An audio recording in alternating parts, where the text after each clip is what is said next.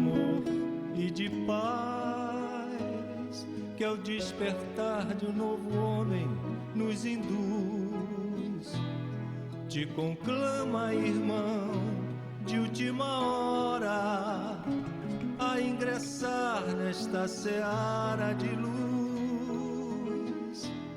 Te conclama, irmão, de última hora, é agora, a ser mais um dos trabalhadores de Jesus. Boa noite a todos e boa noite a todas. Nesse mês das mães, mês de Maria, saudamos as mães aqui presentes, as que são mães dos filhos do coração, as que são mães do filho do seu ventre, aquelas que são mães dos alunos, dos pacientes, dos netos, né, dos sobrinhos, enfim, e as mães que estão aqui invisíveis, nos amparando, nos sustentando e ouvindo e aprendendo um pouquinho junto a nós. Neste mês de maio, não só nós homenageamos as mães, como a gente também reflete um pouco sobre uma sorte de dificuldades pelas quais as nossas famílias, os casais, enfim, o planeta vem passando, vem sofrendo, mas que possamos refletir com a mesma criticidade e com a mesma certeza de que, apesar de todos esses conflitos, no leme de tudo isso está o nosso Mestre Jesus. E nos abraçando, nos amparando, nos acolhendo, está Maria. Eu tenho, assim, sempre uma emoção muito grande em falar de Maria, e sobre ela a gente vai começar falando nesta noite.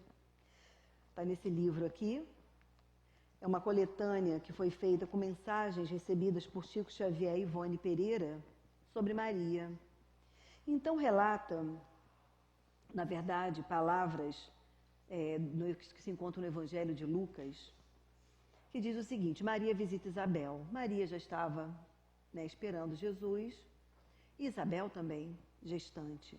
Naqueles dias, levantando-se, Maria foi apressada às montanhas, a uma cidade de Judá. Entrou na casa de Zacarias e saudou sua prima Isabel.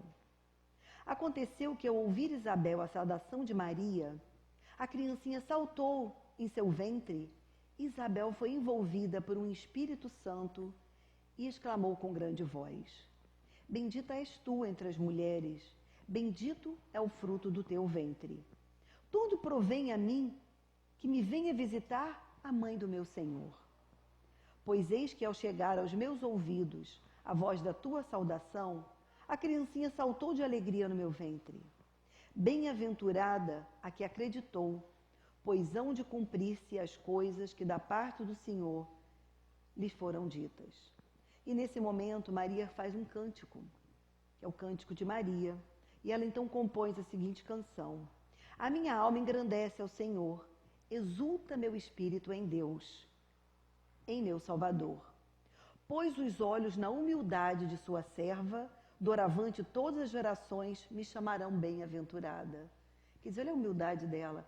Fala assim, nossa, Deus colocou o olhar dele numa humilde pessoa para receber o Salvador. O Onipotente me fez grandes coisas, santo é o seu nome. Sua misericórdia perdura de geração em geração sobre aqueles que o obedecem. Seu poder fez obras de valor, dispersou os pensamentos de orgulho nos corações, rebaixou os poderosos de seus tronos, elevou os humildes, cumulou de bens os famintos, despediu vazios os saciados, auxiliou a Israel, seu servo, recordando sua misericórdia, conforme sua eterna promessa, a Abraão e seus descendentes.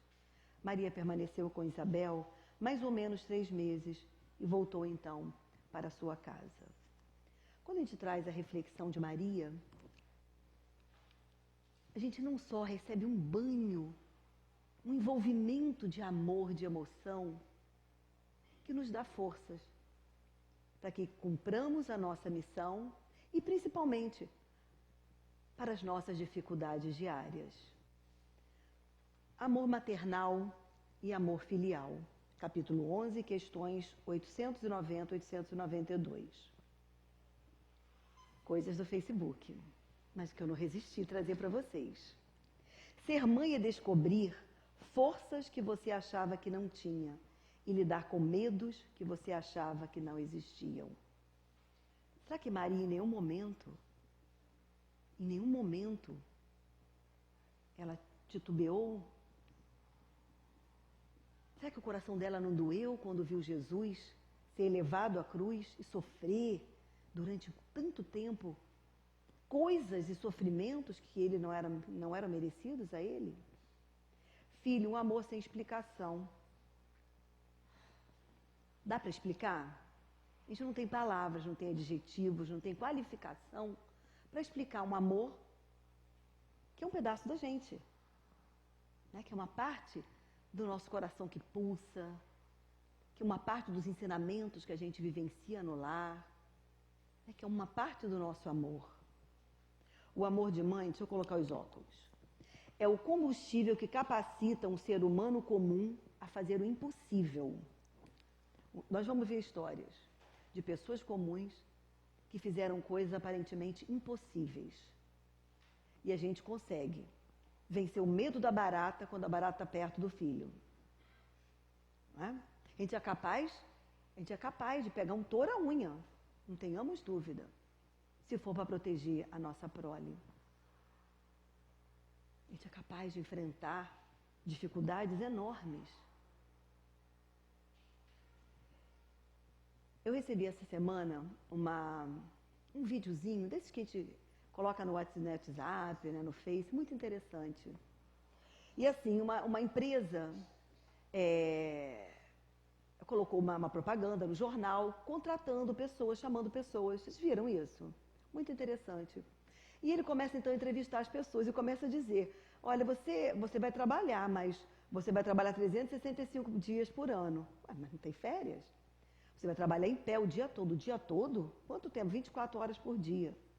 Você não vai comer, você não vai isso, você não vai aquilo. E eles começaram a falar, mas como isso? Isso é legal? Né? Isso está dentro da lei? E as pessoas eram chamadas, foi montado mesmo, foi colocado em jornal, foi toda uma estratégia de marketing criada. Para depois ele dizer, ué, você não quer ser mãe? Isso é muito emocionante, porque é totalmente inesperado. A gente fica pensando, Olívia, há mães que não são assim. Sim, há mães que ainda não estão assim. Mas também nós não somos Maria ainda. Mas se a gente for olhar, hoje eu vinha no carro conversando com uma amiga, eu fiquei conversando com ela e pensando, quantas e quantas dificuldades que a gente passa quando o filho está pequeno, que não tem com quem deixar, que tem que trabalhar, que tem que dar... Como que a gente dá conta de tanta coisa? Como que a gente passa tantas noites sem dormir e sobrevive? Come o resto da criança e sobrevive.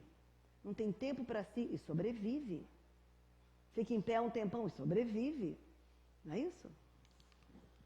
Olha, é capaz de fazer coisas impossíveis, aparentemente impossíveis. A mãe compreende até o que os filhos não dizem. Principalmente quando eles começam a não dizer as coisas, é que a gente compreende mais. Não é? As antenas ficam mais atentas, o ouvido ouve o que aparentemente não se fala, se sussurra. E a mãe consegue fazer as leituras, consegue ver a distância que aquele filho está entristecido, que não está bem. Não é isso? Bem, a gente chega na primeira pergunta, 890. Será uma virtude o amor materno ou um sentimento instintivo, comum a homens e animais? Logicamente que nós temos resíduos de instinto ainda, senão não sobreviveríamos. E aí responde então os espíritos a Kardec. Uma e outra coisa, é instinto e é amor. A natureza deu à mãe o amor a seus filhos no interesse da conservação deles.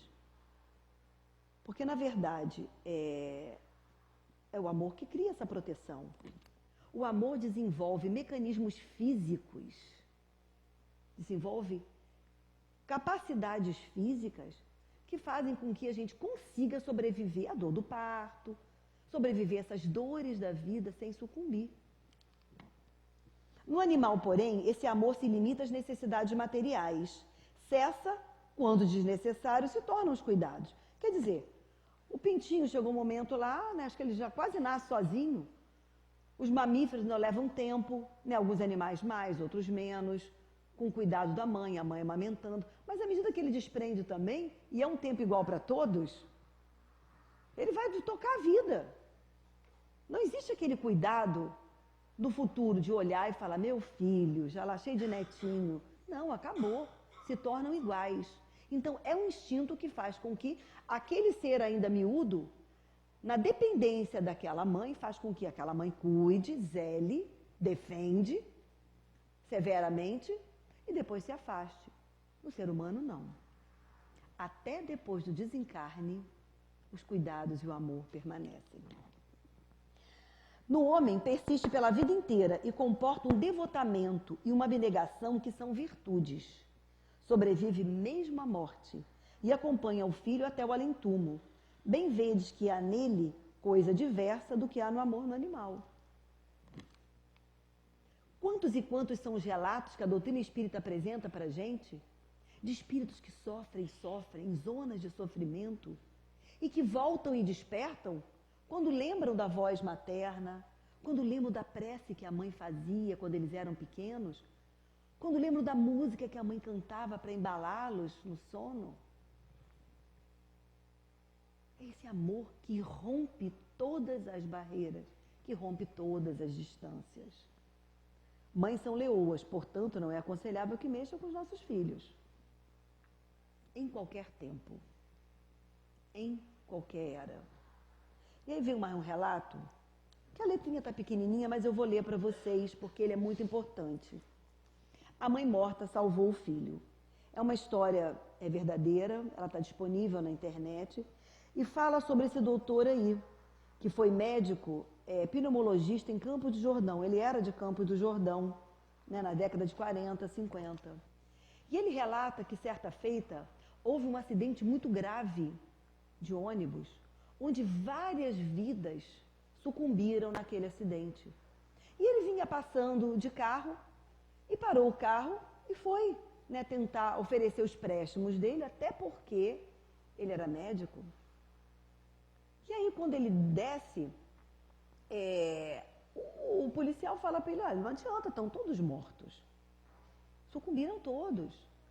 E ele começa, mas ele insiste, ele desce, ele vê corpos, um enfileirado, né, ao lado do outro, naquela cena que ele descreve como uma cena dantesca.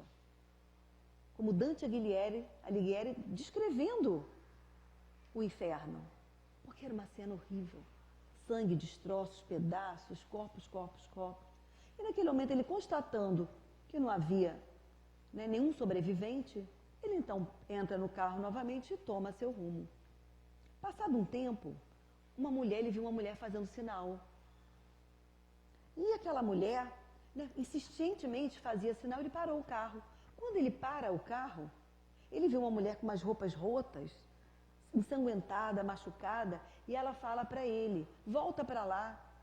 Ele falou assim, mas não tem o que eu fazer, eu sou médico, eu não sou policial, o encaminhamento agora não depende de mim. Volta, porque lá tem uma mãe em cujos braços se encontra uma criança viva. Volta para lá, e ela insistiu. Ele ficou assim, na hora ele ficou chateado, né? Mas falou, vou voltar, né? Talvez, né? Todo totalmente envolvido ali pela espiritualidade.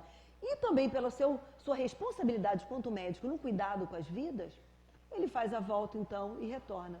E atesta novamente, né? O policial falando, mas doutor, né, o senhor já não sabia que estão todos mortos, que eu não tenho o que fazer? Ele falou assim, mas eu fui parado lá atrás, uma mulher machucada, acredito que ela tenha sobrevivido ao acidente.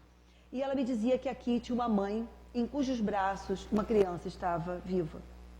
Ele falou assim, então vai procurar. E ele voltou àquela cena dantesca, olhando um por um.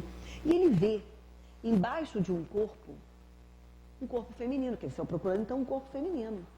E ele tira então aquele corpo e vê que ali é um corpo feminino. E quando ele observa, aquela mãe trazia em seus braços uma criança, um bebê. Quando ele escuta, no miudinho, ele vê que aquele bebê estava vivo. Mas quando ele olha a mulher, ele vê que é a mulher que estava na estrada.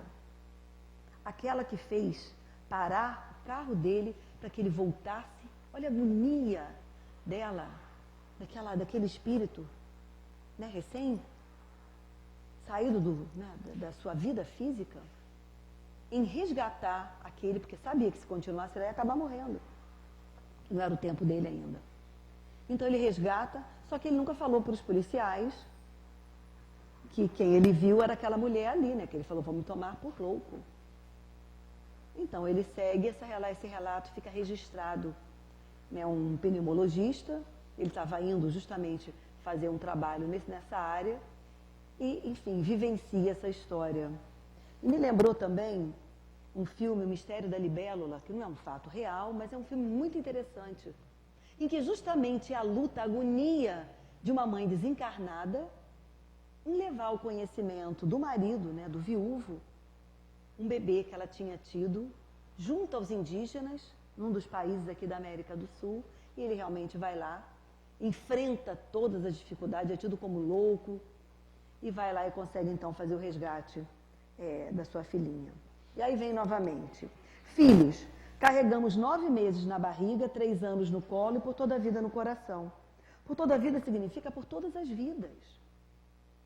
Teremos outras vidas com outros filhos, mas eles nunca mais sairão da nossa história, do nosso coração, que já fizeram parte da nossa vida. E aquela relação maternal, ela não tem barreiras de sustentação, né? Difícil para que ela possa se sustentar. E aí vem outro, como é bom morrer de amor e continuar vivendo. É exatamente isso que a gente sente, né? Parece que o coração vai explodir de tanto amor, parece que a gente morre de amor, mas todo dia está vivendo.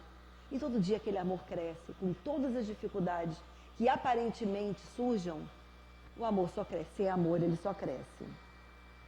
E aí vem mais um dizendo, a teoria da relatividade pôde explicar muitos segredos do universo, no entanto o amor de mãe não é relativo, é absoluto. Agora, vamos lembrar, é lógico que isso não se dá com todas as mães. Ainda, é lógico que nós não somos Maria, não amamos como Maria amou e ama. Nós estamos num processo de descoberta e de relacionamentos. Aí tem alguns casos. Primeiro, essa Joana, ela estava grávida de trigêmeos e estava com um parto muito frágil, né? Uma situação de muito risco para aqueles partos serem levados à frente. E o médico falou, então, para ela se posicionar, já como na posição do parto, para que os bebês, né, pudessem ficar tranquilos, pudessem se manter ali no ventre dela. E ela, então, ficou 75 dias na posição de trabalho de parto. Um bebê foi a óbito, mas ela conseguiu ter os outros 2 bebês. A gente fica pensando, a quantidade de mães que a gente conhece que ficam 2, 3 meses em repouso, né, lutando heroicamente para que aquele feto, para que aquele bebê, né, para que aquele espírito consiga proceder, né, o seu processo encarnatório.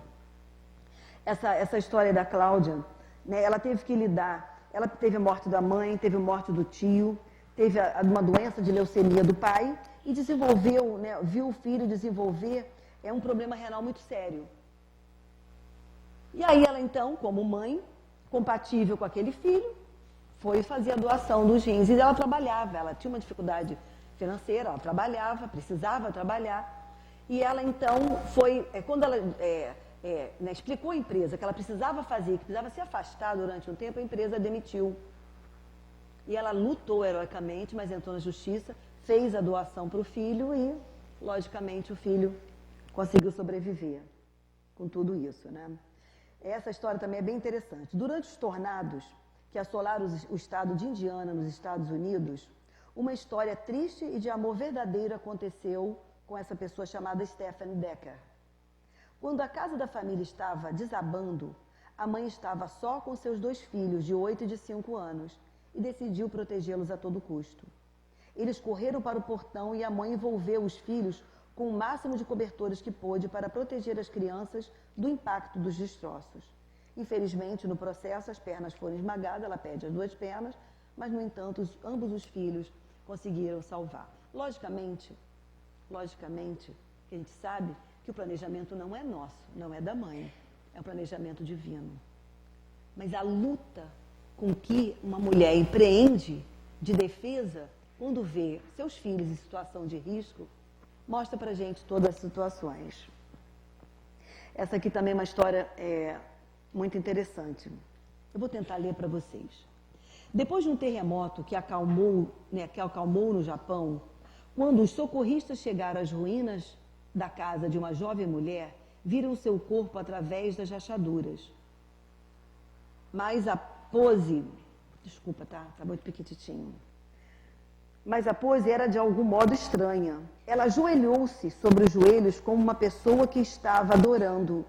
Seu corpo estava debruçado para a frente e em suas mãos estavam apoiados um objeto. A casa desabou, caiu às costas e na cabeça da jovem mulher, matando-a. Com muitas dificuldades, o líder da equipe socorrista colocou a mão através de uma fenda da parede para alcançar o corpo da mulher. Ele estava esperando que esta mulher pudesse ainda estar viva. No entanto, o corpo frio e duro disse que ela tinha morrido, com toda certeza. Ele e o resto da equipe deixaram aquela casa e estavam indo para procurar sobreviventes no prédio ao lado que havia desabado. Por algumas razões, o líder da equipe foi impulsionado por uma força irresistível. Voltou para a casa em ruínas da mulher morta. Novamente ele ajoelhou-se e usou sua mão, introduzindo através das rachaduras estreitas para pesquisar um pouco do espaço debaixo do corpo da morta. De repente ele girou com entusiasmo. Uma criança. Toda a equipe trabalhou em conjunto. Eles removeram cuidadosamente as pilhas de objetos das ruínas em volta da mulher morta. Para a surpresa e alegria de todos, havia um menino de 3 meses de idade enrolado em um cobertor florido sob o corpo morto de sua mãe. Obviamente, a mulher tinha um último sacrifício para salvar seu filho. Quando sua casa estava caindo, ela usou seu corpo para fazer uma capa para proteger o seu bebê. O menino ainda estava dormindo pacificamente quando o líder da equipe o pegou e resgatou. O médico chegou rapidamente para examinar o menino. Depois ele abriu o cobertor e viu um telefone celular dentro do cobertor. Havia uma mensagem de texto na tela que dizia: "Se você pôde sobreviver, você deve se lembrar que eu te amo." Esse celular foi passado em torno de mão em mão, de uma mão para outra. Todo o corpo de socorristas leu a mensagem, né, e todos, logicamente, choraram. Quer dizer, me lembrou de uma outra situação, de um transtorno também, de um terremoto, cuja mãe conseguiu manter viva a sua filha, cantando, contando história, mantendo ela acordada o tempo todo e alimentando com seu próprio sangue. Eles não tinham água, ela precisava pelo menos matar a sede daquela menina. E foi dessa forma, e todos os socorristas afirmaram, que foi daquela forma que ela, com certeza intuída pela espiritualidade, ela conseguiu manter aquela menina viva. Porque com fome a gente consegue manter, mas desidratada, a morte, né, o óbito é muito mais complicado. Aí a foto dela, ó, a mensagem: "Se você pôde sobreviver, você deve se lembrar que eu te amo." Aí diz no final a mensagem, né, tal é o amor de mãe para os seus filhos, né, muito mais é o amor de Deus por cada um de nós.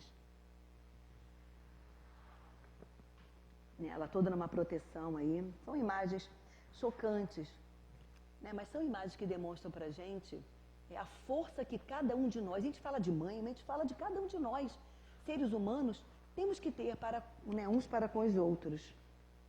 891. Estando em a natureza o amor materno, como é que há mães que odeiam os filhos e não raro desde a infância destes? Como eu falei anteriormente, nem todas as mães agem com essa benevolência, com essa boa vontade, com esse espírito de doação. Ainda. Há mães, há pais, há relacionamentos familiares de grandes conflitos, de ódios intensos e constantes. E aí os espíritos respondem a Kardec: às vezes é uma prova que o espírito do filho escolheu, ou uma expiação, se aconteceu ter sido mau pai, ou mãe perversa, ou mau filho noutra existência. Em todos os casos... não está dando para ouvir, né? Desculpa. Em todos os casos, a mãe má não pode deixar de ser animada por um mau espírito que procura criar embaraços ao filho, a fim de que sucumba na prova que buscou. Mas essa violação das leis da natureza não ficará impune, e o espírito do filho será recompensado pelos obstáculos de que haja triunfado. Então, na verdade, primeiramente, a gente sempre acha assim, né, uma má mãe, né, uma pessoa ruim, aquele espírito que está passando por aquela dificuldade, foi um espírito ruim. Não necessariamente. Mas, em geral, ele tem responsabilidades de atos delituosos do passado e que, às vezes, solicita, sim, que nasça numa relação difícil porque ele não valorizou as condições familiares nas quais ele veio. Essa semana eu fiz um estudo, na verdade, né, uma leitura, da revista Veja, que fala dos filhos do crack. É interessante porque é a história de uma jovem, né, de uma mulher, com uma bebê de 17 meses, e que oportunizou a reportagem de acompanhá-la diariamente na sua luta para se libertar do crack. E, logicamente, autorizado pela família, né, tanto é que tem foto da neném e tudo. E, assim, a luta muito grande da mãe dessa menina, dessa jovem, para poder resgatá-la das ruas, para mantê-la sem a droga, e quantas vezes ela, por fragilidade, retorna. Mas uma coisa interessante, ela não deixa o neném para trás, ela leva o neném com ela. A gente fala assim, Olivia, interessante, mas ela coloca o bebê em risco. Mas ela implora que não tire o neném dela. São feitos todos os exames nesse bebê. Esse bebê não tem absolutamente nada. Absolutamente nada. Mas é a forma que ela tem de se conectar com um pouco do que se chama vida em família e através desse imenso amor, porque ela tem um amor enorme por essa criança, ela conseguir ter forças para sair daquela situação de vulnerabilidade. E esse caso, né, casos assim, a gente encontra o tempo todo. Quem trabalha em escola lida com situações de fragilidade, quem trabalha com famílias, né, sabe das fragilidades que a gente encontra por aí. E as fragilidades não se referem só a famílias pobres.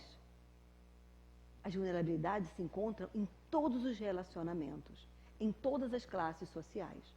Inclusive, essa reportagem diz que 40% das pessoas dependentes químicas do crack são universitários, ou já são formados ou passaram pela universidade. São pessoas de classe média. Então, assim, a dificuldade dela, a luta dela. E por que o Conselho Tutelar mantém? Porque, primeiro, ela está sendo monitorada. E, segundo, é a forma única que ela tem de retornar, e ela sempre retorna para a casa materna. E qual o objeto disso?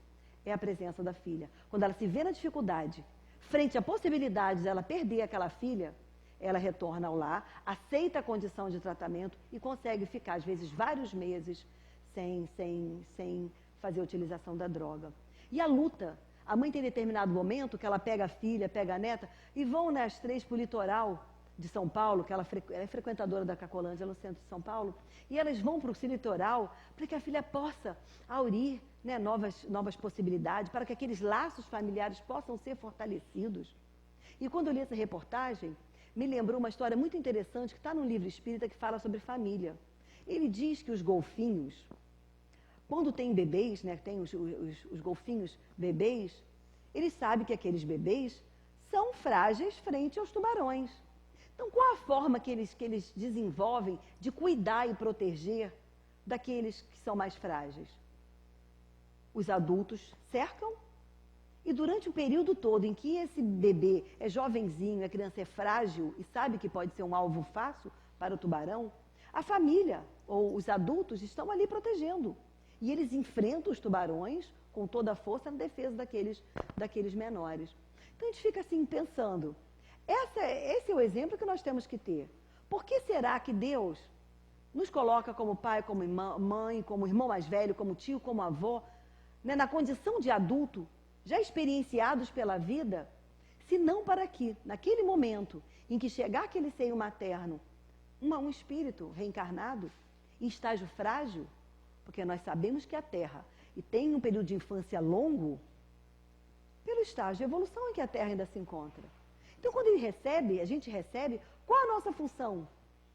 Se não de proteger, se não de educar, se não de encaminhar para o bem, esses que são mais frágeis, como os golfinhos fazem, fortalecendo para evitar que eles sejam fáceis, né, alvos fáceis dos tubarões. E é assim que essa mãe tenta fazer, afastar essa filha, dar-lhe condições de uma vida saudável, aí ela volta a se alimentar, volta a cuidar melhor de si, logicamente melhor da filha, né, se torna uma pessoa mais leve. Aí diz a reportagem que as taxas dela começam a se tornar mais equilibradas, se tranquilizar. Só que aí ela volta. E essa mãe incansavelmente a busca, a resgata, né, cuida dela. Então a gente fica pensando, a gente não sabe o que pode vir na nossa vida. Nós sabemos do agora, do que nós estamos vivendo agora. Não sabemos o que vai ter, né, o que vai vir à frente de nós. Como nós estamos nos preparando para todas essas dificuldades? Né, para todos esses relacionamentos que ainda estão se estabelecendo, estão se pondo, né? Joana de Ângeles diz para a gente nesse livro, Iluminação Interior, nós estamos falando lá de mães que odeiam os filhos, não raro desde a infância destes. Desde a infância. Como eu falei, a gente se depara com situações de fragilidade todo o tempo. Há famílias que são acompanhadas, né, pelos técnicos, pelos serviços de atendimento de assistência social, e que conseguem, através do trabalho, através da escuta, da acolhida e dos encaminhamentos corretos, aceitam aquele atendimento e conseguem fazer uma transformação naquele entorno familiar. Há outras que não. A gente vem discutindo muito sobre a questão da perda do pátrio poder, né? Como que a gente tem que lutar para que essas famílias sejam fortes, para que não percam os seus filhos, porque eles vão para abrigo, eles vão para adoção. Tem jeito. Né? Esse caso aqui, a luta dessa mãe é para evitar que esse bebê, né, que essa mãe perca esse pátrio poder desse bebê. E a semana a gente está enfrentando uma situação difícil de uma mãe que insistentemente não está acolhendo as orientações dadas. E com certeza essas crianças vão ser retiradas dela. A gente fica muito entristecida, mas é a necessidade ainda. Nós ainda nos encontramos num planeta de provas e expiações. Olha aqui, ó. Às vezes o espírito do filho escolheu ou para ajudar, tentar ajudar aquela família, ou em geral porque ele não foi bom filho, não foi bom pai, não foi boa mãe, não foi uma pessoa que respeitou os lares. Então ele se vê numa situação de privação como forma dele resgatar débitos passados. E a Joana fala para a gente, na sua intimidade, endividados volvem ao mesmo palco.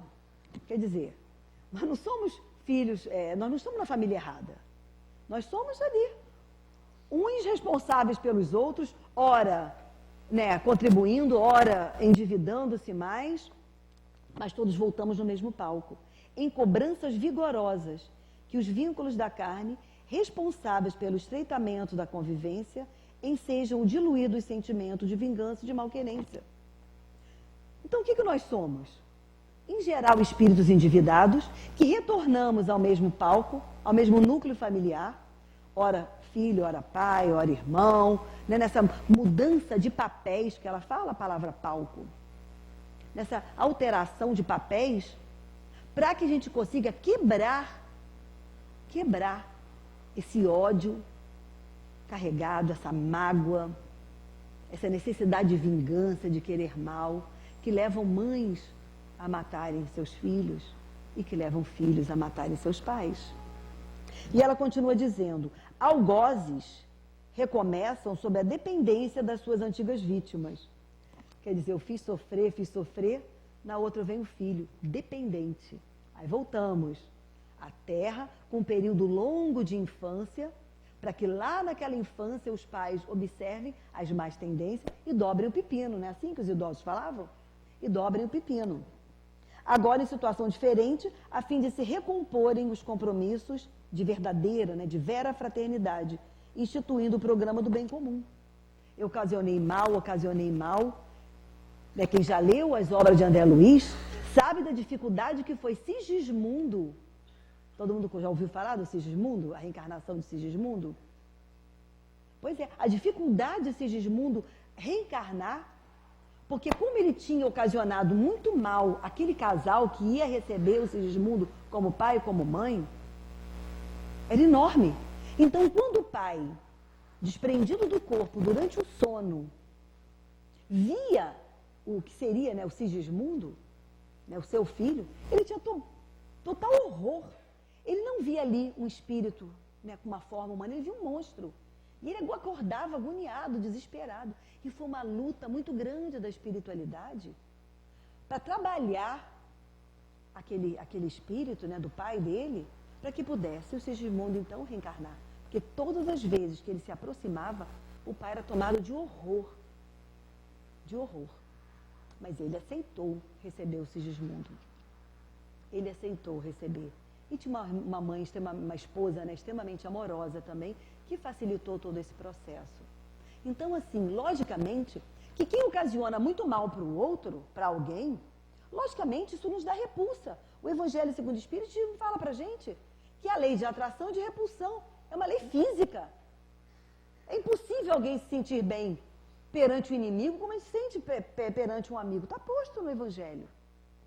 Porque é natural. A gente está sempre armado, a gente está com medo. Nós não podemos desejar o mal. Nós não podemos pensar o mal para ele. Mas que não dá bem-estar, não dá. Então, fez o mal, nasce como filho, para que através daquela situação de fragilidade, ele possa recompor os seus débitos passados. Só que a Joana continua dizendo, o lar é a primeira escola da vida física. Não tenhamos dúvida, é a mais importante escola. Porque quem educa é a família. É o pai, é a mãe. O resto forma. A escola forma cidadão. Mas quem forma homens de bem é a família. E a família é o mecanismo superior para a valorização da harmonia. Vamos voltar a falar dos golfinhos. O lar tem que estar fortalecido. O lar tem que estar pautado na mensagem de Jesus, para conseguir resistir às dificuldades pelas quais estão passando. E ela continua, ninguém desrespeita os soberanos códigos da vida sem que não seja chamada reparação inadiável. Então não adianta. Ninguém comete um delito, quebra as leis divinas ou naturais e deixa isso impune. Em algum momento nós temos que fazer o que se chama reparação. Ah, mas eu já fui lá e já admiti meu erro. Primeiro passo. Mas já fui lá e já pedi perdão. Segundo passo. Mas não adianta só descobrir que está errado de novo. E pedir desculpas. Eu não sei usar isso, gente. Isso aqui para mim é um horror. Mas é reparação. Então, em algum momento, eu tenho que reparar o delito. Então, se é para a gente amar no futuro, obrigatoriamente, vamos amar agora. É o que ela fala. A família é a escola de aprender a conviver. Porque eu vou dizer uma coisa para vocês, gente. Ou coisa triste. Você ensina o menino desde pequeno a arrumar a cama. Quando você vai no quarto, adolescente, adulto virado. Você ensina a comer uma coisa, o indivíduo depois não quer comer mais aquilo. Né? Dificuldades que vão se apresentando. Isso é só para dizer coisas, né, pequenas, miúdas do dia a dia. Eles vão tomando posse de quem eles realmente são. Posse das suas verdadeiras tendências. Agora, nada se perde no reino do Pai. Nós não podemos dizer, sempre foi assim, sempre foi, né? Não adiantou torcer o pepino, porque sempre foi assim. Quem nasce assim vai ser sempre assim. Não. Ninguém está fadado a ser Gabriela para sempre. Nem pedra, gente. Até pedra muda. Até pedra muda. Está lá, a água vai batendo, vai furando a pedra, vai transformando, vai fazendo ela ficar redondinha. As sucessivas idas e vindas vão burilando as nossas limitações, as nossas dificuldades. 892. Quando os filhos causam desgostos aos pais, não tem estes desculpa para o fato de não dispensar a eles a ternura de que se faria o objeto em caso contrário? Ai, gente, pelo amor de Deus, aquele meu filho só me dá desgosto. Ah, não vou cuidar dele, não. É minha responsabilidade, minha obrigação. Eu quero ajudar, ele não quer aprender, não quer fazer. Sinto muito lavando as minhas mãos. Os espíritos respondem, não, porque isso representa um encargo que lhes é confiado e a missão deles consiste em se esforçarem para encaminhar os filhos para o bem. Vamos parar um pouquinho aí. Deixar isso para trás significa negar a missão que nos foi concedida. Nós aceitamos a missão de pais e mães, e são missões divinas. Divinas. O amor materno, o amor paterno, são instâncias divinas. Tanto é que nós temos dispositivos físicos que nos fortalecem para que possamos passar pelas dores do parto, como eu falei anteriormente, pelas dores, né, todas que a vida oferece em relação aos filhos sem sucumbirmos. Demais, esses desgostos são a miúde a consequência do mau feitio que os pais deixaram que seus filhos tomassem desde o berço. Colhem o que semearam. Nesse livro aqui, Almas em Desfile, tem uma história muito interessante, com o título Mascarado. Relata, então, a história de um homem, né, que sempre que ia à religião e ouvia, né, o orador falar que ele tinha que cuidar dos filhos, né, que todos tinham, que dar aos filhos limites, que dar aos filhos o necessário, que não estragar os filhos, que não mimar demais. Ele achava aquilo tudo horrível. Achava aquilo deprimente. Ele falou assim, olha, o dia que eu tiver os meus filhos, eu vou cuidar do meu jeito, e do meu jeito eles vão fazer o que eles querem, porque eles são livres, eles que têm que escolher o destino dele. E esse homem, então, né, terminou a faculdade, se formou, enriqueceu, casou-se, enriqueceu mais ainda, e aquele casal começou a ter uma vida social muito intensa. E Deus, em determinado momento, né, ofertou a eles dois presentes lindos, o filho e a filha, e foram criados com todos os mimos. Eles nada faziam, nada se aborreciam, nada podia aborrecer aquelas crianças, eles eram como reis em casa. E eles assim, saindo para festa, e assim eles cresceram, entendendo que com os filhos dele ninguém mexe. Quem sabe da criação dos filhos deles são eles. E assim o tempo passou. Certa feita, eles estavam numa festa, aquelas festas da sociedade que eles participavam, e no meio da festa, eles recebem uma ligação muito desesperada da filha, dizendo que tinha entrado na casa dela, que ela tinha ficado em casa, na casa dela, um mascarado, e que queria roubar as coisas, e naquele desespero, quando, né, ele ia bater nela, alguma coisa para levar mais objetos, mais posses, ela pegou o revólver, lembrou que o pai tinha um revólver numa gaveta, pegou e atirou, e matou. Esse rapaz estava mascarado. E ela, em desespero, liga para o pai, e o pai imediatamente chega. E quando ele chega já com os aparatos de polícia e tudo, que ele tira, né, a máscara, né, o mascarado, era o filho dele que ali estava. Então relata Hilário Silva, através da mediunidade de Francisco Cândido Xavier, que no dia seguinte, né, estavam os pais naquele cortejo fúnebre, elegantérrimos, como se fosse um cortejo social, enterrando o filho e, semanas depois, internando a filha no hospital psiquiátrico. Tal processo de loucura em que ela entrou quando ela viu o que ela fez, naquele crime perpetrado contra o próprio irmão. Então, na verdade, está aqui, ó. Demais, esses desgostos são a consequência do mau feitio que os pais deixaram que seus filhos tomassem desde o berço. Colhem o que semearam. Colhem o que semearam. A gente tem falado muito aqui sobre a educação atual que as escolas estão dando, desde a pré-escola, muito interessante, que fala que não pode sujar, que tem que compartilhar, que tem que limpar o que fizeram. E vocês sabem que muitas das vezes os pais reclamam? Muitas das vezes os pais reclamam. Numa determinada escola, aqui do nosso estado do Rio de Janeiro, os pais foram chamados à escola porque o filho estava usando droga. Ele falou, qual é o problema? Todo mundo lá em casa faz uso. E não quero que meus filhos sofram constrangimento por conta disso.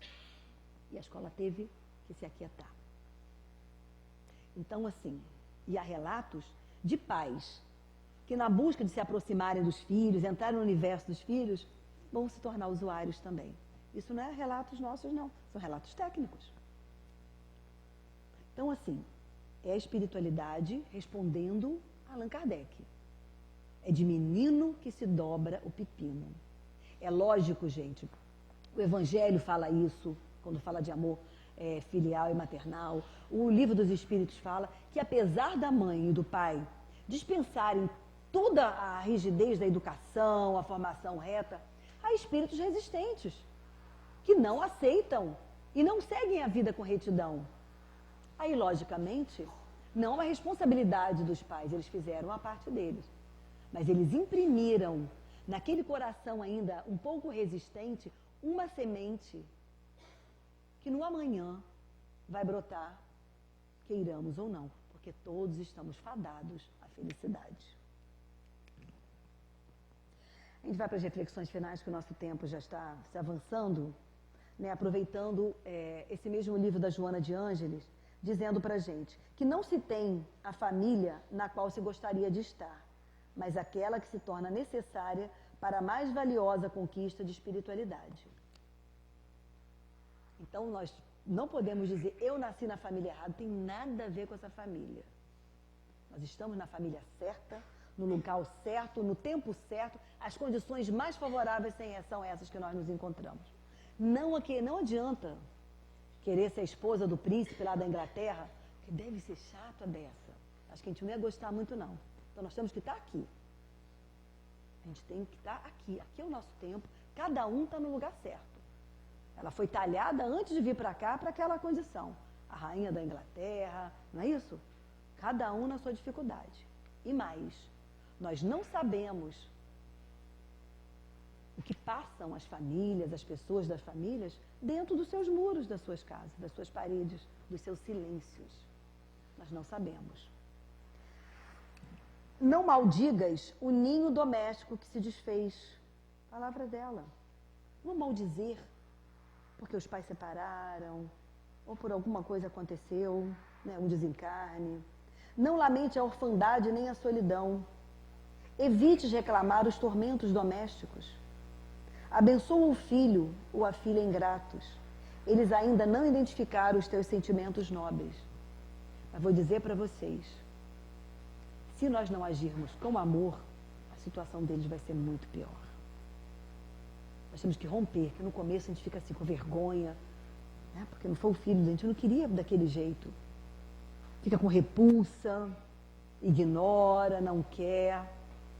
Hoje a maioria dos casos de fragilidade de adolescentes em situação de rua é porque os pais frágeis dão a eles a liberdade de responderem, de agirem como querem em tenra idade. Está se discutindo a maioridade penal, a gente não vai entrar aqui nessa discussão. Mas hoje nós já temos crianças de 5 anos armadas. Então a gente vai o quê? Vai chegar o momento de diminuir a maioridade penal para 0 meses para o bebê, engatinhou, andou. São coisas a gente refletir. São coisas a serem refletidas. As famílias têm que estar fortalecidas, unidas. Vamos lembrar dos golfinhos. Quantos casos que a gente vê de resgates de jovens, de relacionamentos familiares, pelo amor. É só pelo amor. Não tem outro caminho senão o amor para resgatar tudo isso. Só o amor salva. Aí parece jargão de carro. Não é não. Esse amor que expande, esse amor que mexe com as nossas fibras, que nos faz trazer memórias afetivas. Pessoa em situação de rua perde a memória afetiva, perde o cheiro da casa, do dia a dia, daquela comidinha com arroz e feijão, coisa boa, né?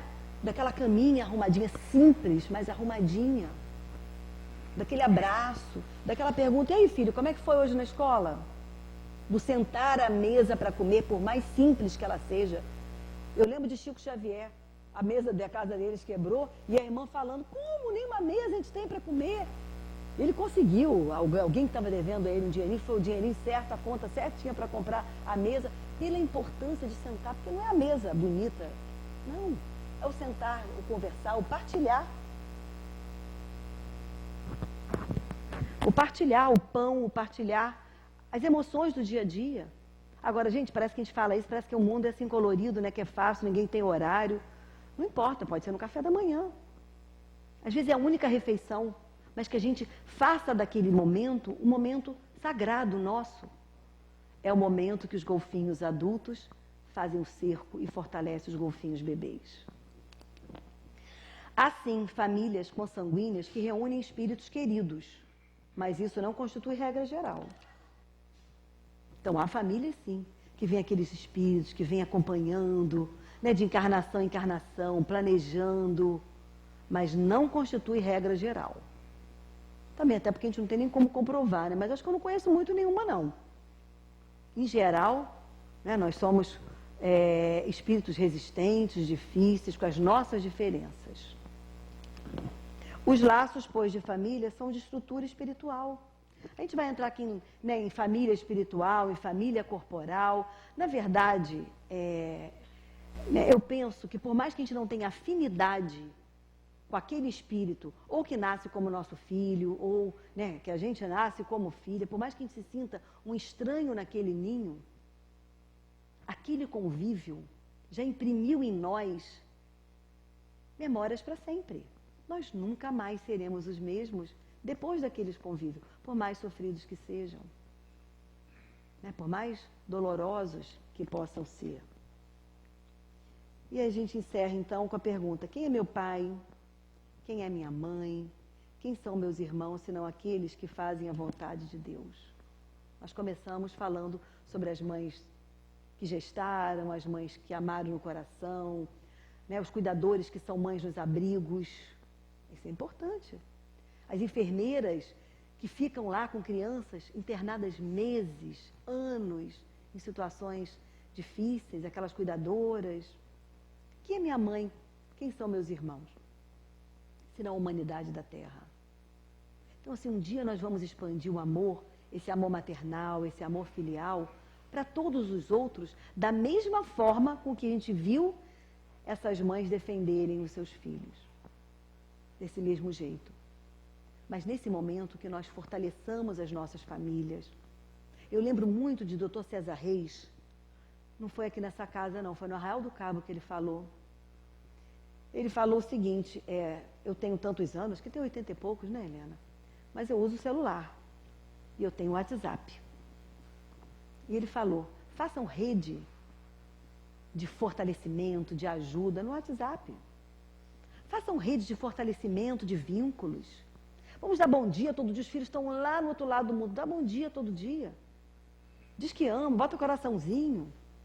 Tem dia que você quer, nossa, se você pudesse chegar perto daquele indivíduo, só acho que ele está lá do outro lado. Mas vamos dizer, um dia a gente vai viver o que a gente diz. Mas vamos cuidar dos nossos relacionamentos. Ah, Olívia, mas não adianta, tudo falso. A gente começa falando. Um dia a gente começa acreditando. E ele fala sobre isso. Os relacionamentos humanos estão frágeis. Nós estamos numa época que as pessoas são descartadas e descartáveis. Né? Que a gente passa assim, oi, tudo bem? Agora encontrei a Márcia ali, oi, tudo bem? Vamos nos ver? Vamos. Então, cada um vai para o canto, daqui a não sei quantos anos a gente se encontra de novo, né? A gente fica com essas dificuldades. Mas vamos nos falar. Vamos estreitar essa distância. Com bom dia, com boa tarde, com mensagens do bem. Eu escolhi essas mensagens aí, foram mensagens que eu recebi no Dia das Mães. É lógico, como eu falei, né, que não é tudo assim tão lindo, tão bom. Tem dia que você acorda de madrugada, meu Deus do céu, o cérebro parece que está no pé, você não consegue entender se é manhã, se é noite, o indivíduo já acordou a madrugada inteira. Ou já cresceu e deu 5, 6 da manhã, o sol raiou, ele não chegou. Quem nunca ficou assim, meu Deus do céu? Arde a cabeça, né? O coração fica, se o telefone tocar, acabou. E se alguém ligar e falar assim, calma que está tudo bem, acabou. Quem sabe se está tudo bem sou eu. Então, assim, é isso que nós temos que cuidar. Nós não sabemos o que vamos enfrentar daqui a pouco. Minha mãe sempre me disse que numa estrada de longa quilometragem, a gente nunca sabe o que vai encontrar nos próximos passos, né? Nos próximos metros, nos próximos centímetros até. Então, nos fortaleçamos hoje. Vamos usar, né, o modelo que o Dr. César Reis falou para a gente. Vamos criar um WhatsApp do bem? Já que o mal divulga tanto, vamos divulgar bem. Vamos colocar na internet coisa boa. Vamos falar de amor, vamos falar de possibilidade, de flor, de coração. Não tem outra forma senão a gente quebrar a violência através do bem e do amor. E nada maior do que o amor materno. Para a gente usar como reflexo, né, como exemplo. E que vá aqui um nosso abraço para todas as mães. A gente não sabe o que cada mãe aqui presente, encarnada ou desencarnada, sofre com seus filhos. Que tem muitas que estão lá do outro lado acompanhando seus filhos aqui, desesperadas, porque não entenderam que deveriam ter agido de outra forma. Eu tenho certeza que nós vamos também, em determinado momento, falar assim, poxa, eu podia ter agido assim. Eu hoje falo. Se eu tivesse agido assim, mas eu não tinha compreensão naquela época. Então, que esse amor de Maria chegue aos nossos corações agora, que nos aquiete, que nos dê força, que nos otimize, porque senão a gente vai desistir. E vamos dizer para as nossas crianças e para os nossos jovens, é possível. Não existe morte. E não existe barreira nem fronteira para quem ama. Ela ultrapassa todos os limites e todas as barreiras. Então amemos hoje, não vamos esperar amanhã não. Vamos amar agora. Vamos nos abraçar, vamos ser fraternos. Com toda a dificuldade que a gente tem no começo, vamos quebrar essa rigidez e vamos ser fraternos. O mundo de regeneração está se apresentando. E ele vai se apresentar para as pessoas que estão lutando pela sua própria transformação. Então, muita paz. Que o amor de Jesus nos ampare. Aí eu botei um negocinho aí, em movimento para vocês, ó.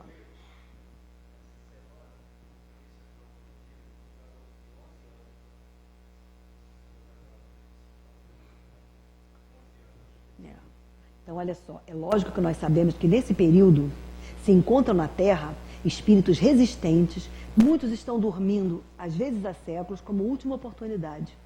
Mas eles não vão sair daqui diferentes do como entraram se nós não amarmos de qualquer forma. Eu coloquei lá no meu painel de trabalho, orem pelos que causam mal. Uma mensagem lá espírita. Todo dia eu leio aquilo. Porque eu oro para aquele que sofreu por esse mau uso dessa pessoa. Mas eu tenho que orar para essa pessoa, sabe por quê? Porque todos nós vamos ser luz. Todos nós vamos ser luz. Joana de Ângeles fala aqui. Aquele que dá mais trabalho a gente, às vezes lá na frente, é aquele que vai nos acolher e vai nos agradecer pelo tanto de amor que a gente depositou naquela relação de trabalho respeitosa, naquela relação de escola respeitosa com o aluno. Quando eu não fiz o trabalho de qualquer jeito, eu fiz como deveria ser feito. Quando eu faço uma comida com arroz, com feijão, mas com amor, que eu coloco um negócio direitinho, que eu cuido daquelas pessoas com o maior carinho. Eu não posso dar comida em qualquer latrina, porque cada um de nós é filho de Deus. Nós somos herdeiros do DNA divino. Divaldo Franco fala isso. Tem noção de que ninguém aqui é qualquer coisa? Que a gente é coisa pra caramba? Nós temos DNA de Deus. Ninguém aqui é melhor que ninguém. Portanto, amemos. Estou falando para vocês o que eu tento falar para mim diariamente. Amemos agora, vamos ser incansáveis. E se a gente amar e não indivíduo, não valorizar, não importa. Eu estou sendo beneficiada com esse amor. E outras pessoas que convivem comigo também. Então sigamos esses exemplos de amor e que o amor de Maria... Outra coisa, gente, quando estiver muito difícil com os nossos filhos, com os nossos relacionamentos familiares, clame a Maria, que ela envia as servas, as suas servas de amor, a nos envolver, a nos fortalecer, a nos amar e a dizer, é possível. Tudo passa. Lá na frente, nós vamos nos abraçar, todos como uma grande família universal. Muita paz, muita luz, muita força, né, para todos nós e uma boa semana.